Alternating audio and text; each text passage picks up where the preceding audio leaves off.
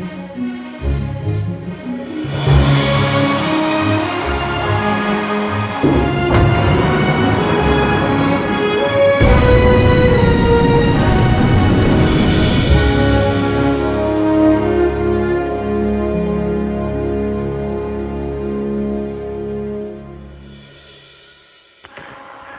everybody. Welcome aboard Crew Dragon Freedom.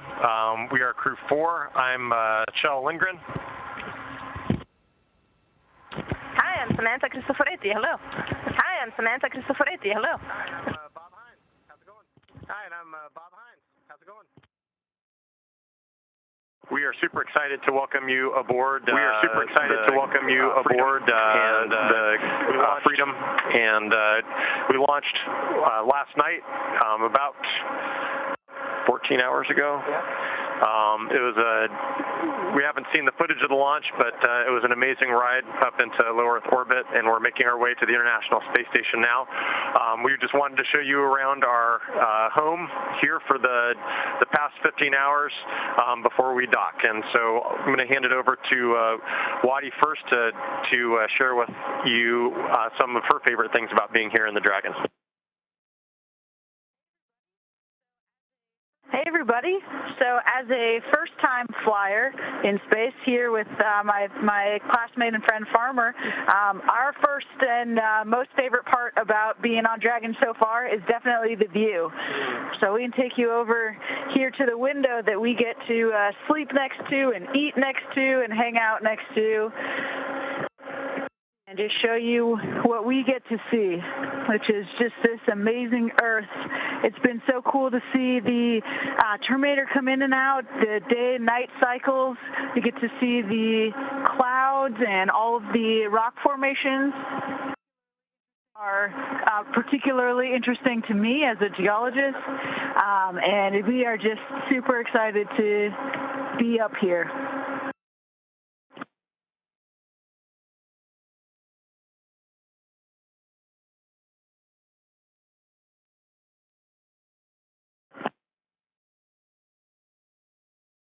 So one of the questions we often get asked about is the significance of our zero-G indicator. It may look like we have two, but rest assured we have one.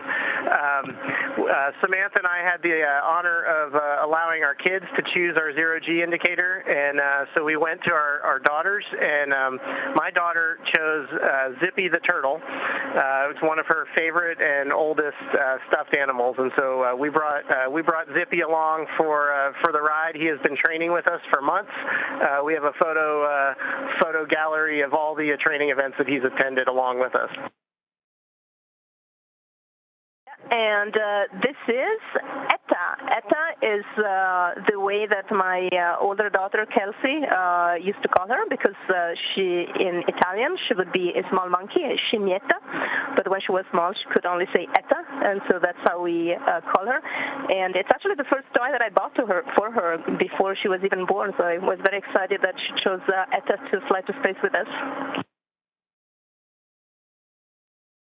It's been awesome, and Julia and Kelsey have become good friends, gotten to play a lot over the last few months, so it's been awesome. There is added significance to these.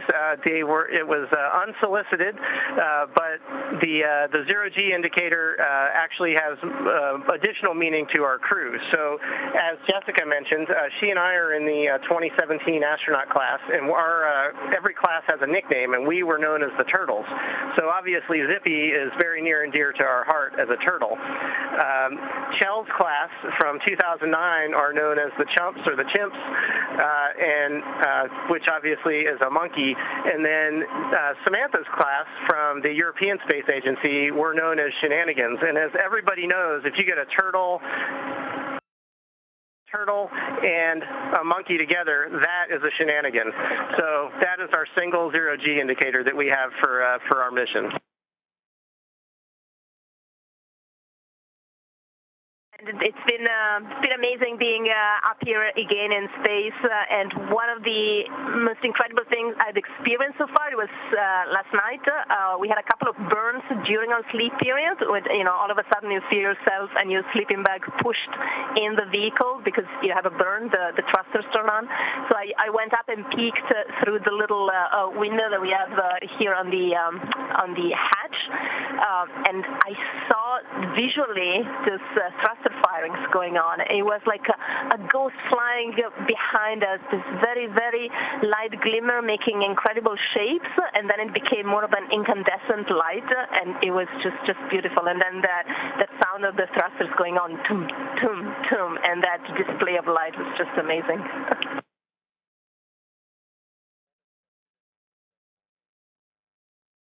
So obviously for me as a rookie, one of my favorite things is looking out the window, and this view that we have out here right now is just spectacular. We're coming across the Terminator, which is the division between day and night on the Earth, and just the way the horizon and the atmosphere lights up and how it gets accentuated as we come into darkness or come out from darkness is just absolutely amazing. So that is certainly one of my favorite things.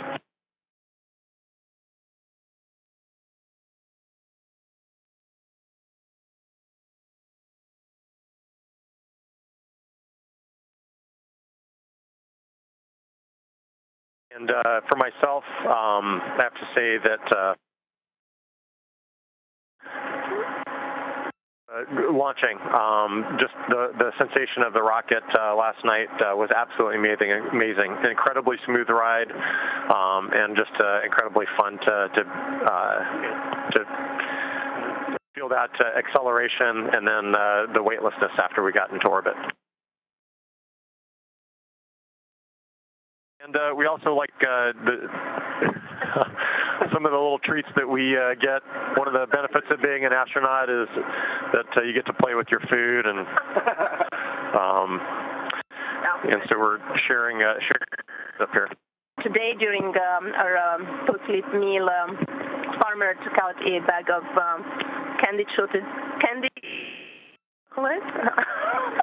And he offered one to each one of us, and Wadi at first didn't want one because she was having like breakfast sausage. But I'm like, sorry, but that's a rite of passage. You have to grab a candy-coated chocolate with your mouth from midair when you become an astronaut for real and you're in space. All right, well, thank you so much for joining us on the Crew Dragon Freedom. We enjoyed showing you around our home for the next few hours. We're looking forward to docking with Space Station and sharing more of our work and the amazing science and research that we have the opportunity to do with you over the coming months. So thanks so much, and Crew Dragon Freedom signing off. And Dragon still navigating autonomously and should be hearing a call out. Dragon, SpaceX on the big loop, mid-course correction maneuver complete and nominal. Trajectory converged on waypoint 0.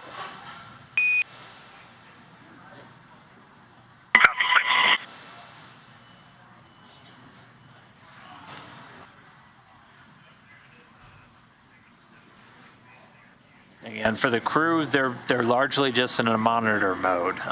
They have the capability to, again, send commands to Dragon, take manual control of the vehicle, but on a nominal flight, Dragon's flight computers are doing all of the flying, and it's got just a suite of different navigational tools at its disposal, inertial measurement units. You've got those Dragon eyes literally bouncing lasers off of the space station.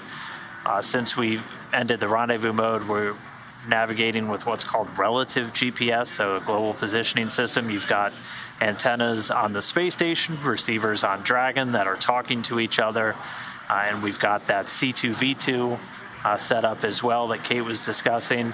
That's allowing us to send data, video, communications directly between the Dragon, the space station, and the ground.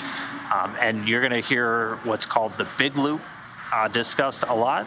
Up until this point, the Corps here in Hawthorne's been talking to the Dragon crew on Dragon to ground. That's that direct communication line.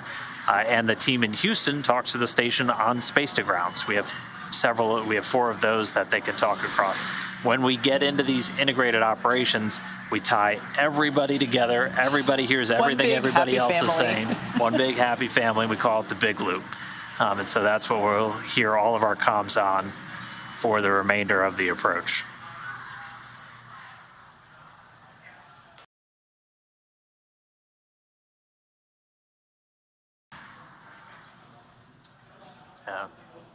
There's the space station.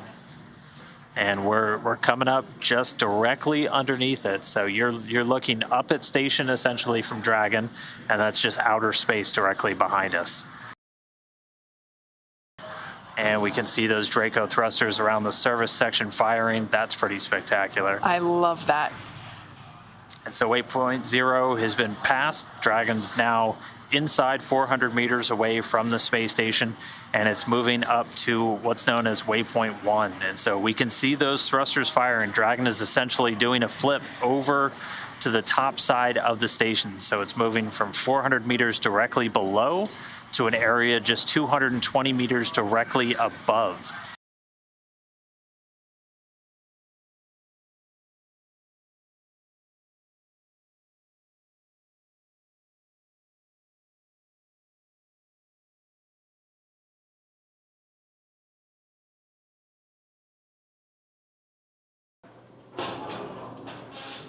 You can see lots of Draco thruster firings there.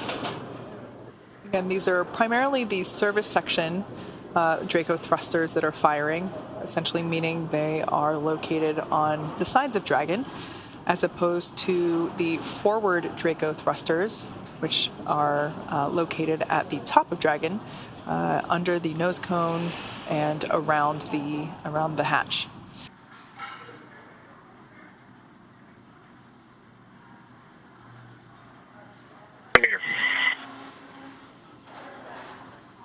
One meter in closing.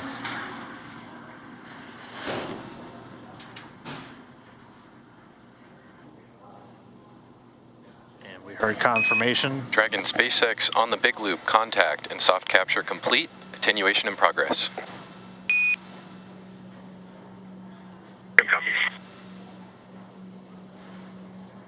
And confirmation, soft capture and docking confirmed. That time, 4:37 p.m. Pacific, 11:37 GMT, with the International Space Station flying 261 statute miles over the central Pacific Ocean. Dragon SpaceX on the big loop, soft capture ring retraction is in progress. There's our first full view of Dragon. Dragon Freedom attached to the International Space Station. Up next, we are going to begin the hard capture sequence. That's essentially when we are engaging the hooks around the docking mechanism.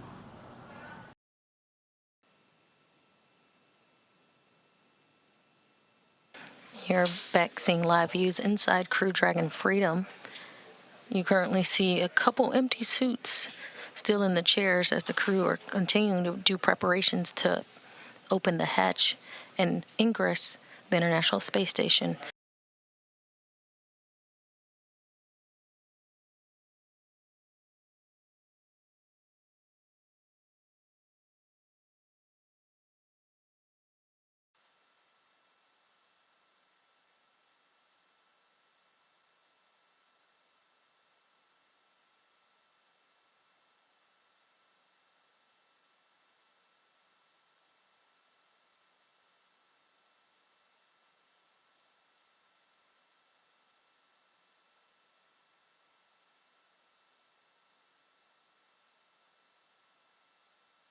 And Dragon Hatch is open, and they are welcoming the Crew-4 astronauts on board. You see all smiles around as Jessica Watkins, Bob Hines, Samantha Cristoforetti have ingressed and are hugging all their current Crew-3 crew members. And last one in, we see Commander of Dragon, Kjell Lindgren, now entering into the International Space Station.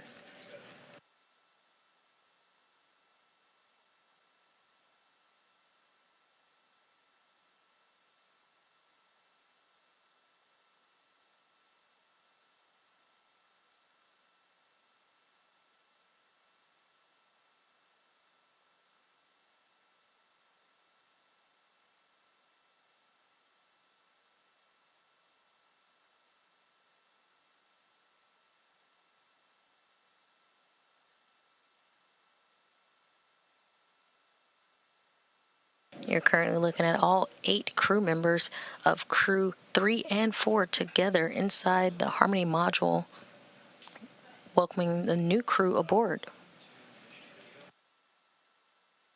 Crew 3 and Crew 4 will do what's called a direct handover. For the next 5 days, there'll be 2 Dragons docked to the International Space Station. Crew 3 currently set to undock in just about 5 days from now.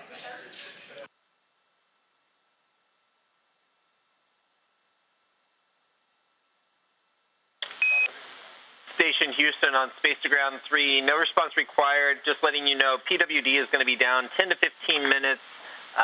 Sorry for the timing, but...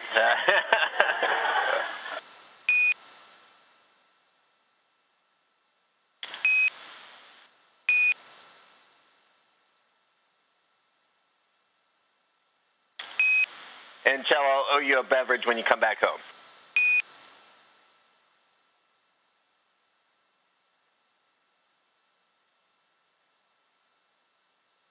Houston Station IMV duct installation is complete. Go for IMV fan activation.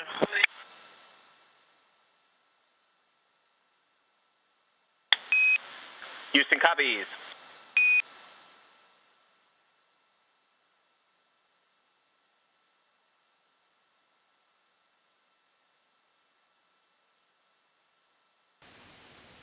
Station, this is Houston. Are you ready for the event? We are ready for the event. Commander, the floor is yours.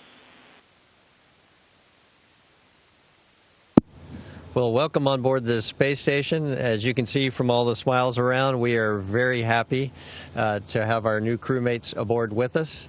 Congratulations really around the world, but to SpaceX and to NASA for pulling off what is still remains a very dangerous activity of launching human beings into space, but pulled it off just brilliantly. And really dynamic weeks here. We've just said goodbye to our private astronaut mission crewmates. There's a Russian EVA that's going to start here in just a few hours. So we're really happy our Russian crewmates could join us here for this event. And we're ready to go to work and get started. We couldn't be more excited to be all together here on the space station.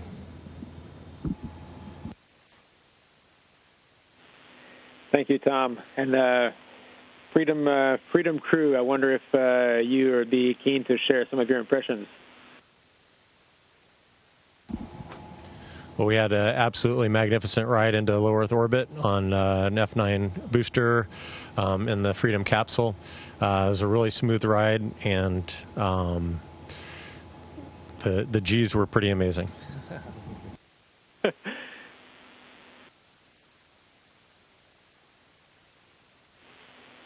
Bob, I saw you smile about G's. You know about G's?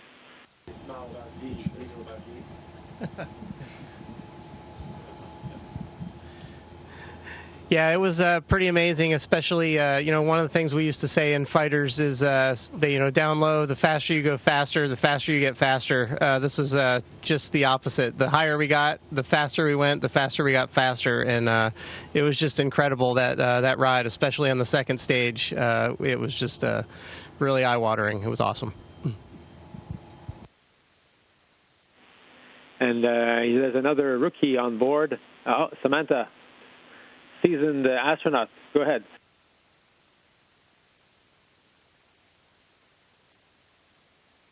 Just wanted to add how amazing the ride has been, and also how incredible it's been to get back to space station. It feels so incredibly familiar, and it's been so heartwarming to be welcomed by Crew 3 or by our Soyuz crewmates, and especially Crew 3. Our colleagues have been up with us this last few hours, getting a lot of work done with us as we are getting our space legs. So heartfelt thank you for this wonderful welcome. Jessica, obviously always keen to hear impressions of first-time flyers. Yeah, absolutely. I think for me, the part that was the most awesome of the whole ride was definitely the view.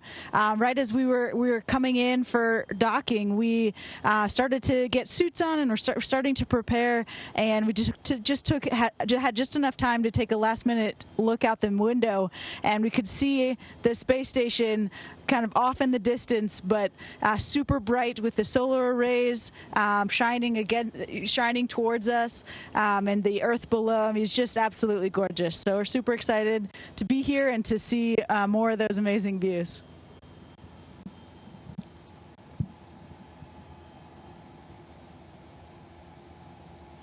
Any words on what you foresee for the mission ahead? I'm sorry. Hey, we just wanted to take a quick opportunity here. Every time we get to have new colleagues fly into low Earth orbit, we have a little tradition of awarding them their gold astronaut pins. So we want to take a moment here to award the gold astronaut pins to Farmer and Waddy.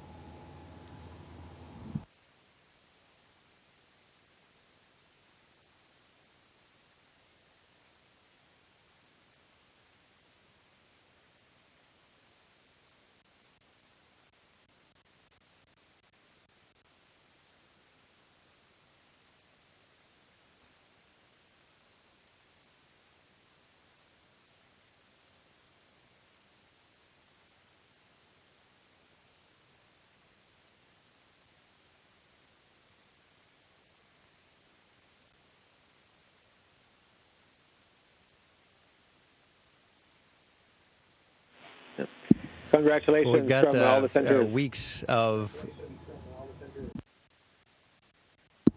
Thanks very much. It's always an important moment to us, and I've got weeks of work ahead of us, and we'll be handing over operations to a very capable Crew-4, and under the leadership of Oleg here eventually. And so we're just really looking forward to the work we're going to be doing together here over the next week. I think we're going to be hitting the ground with a lot of science going on right away as well. So this ought to be a lot of fun.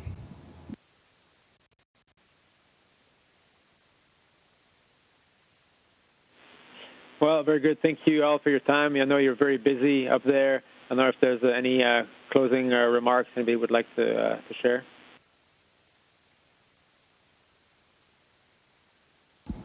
Yes, I think on behalf of all of us, a big thank you to our families. They were, they've been incredibly supporting towards us over the years and the months of training, and also these last weeks leading up to launch.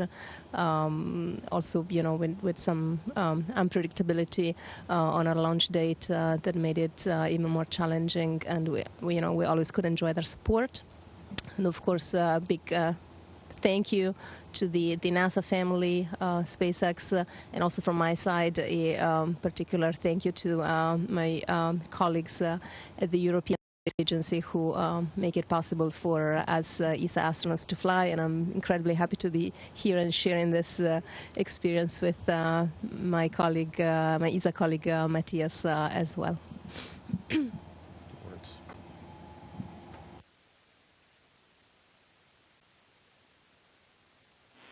Well, thank you. That concludes the event. Station will now be resuming operational audio communication. Godspeed.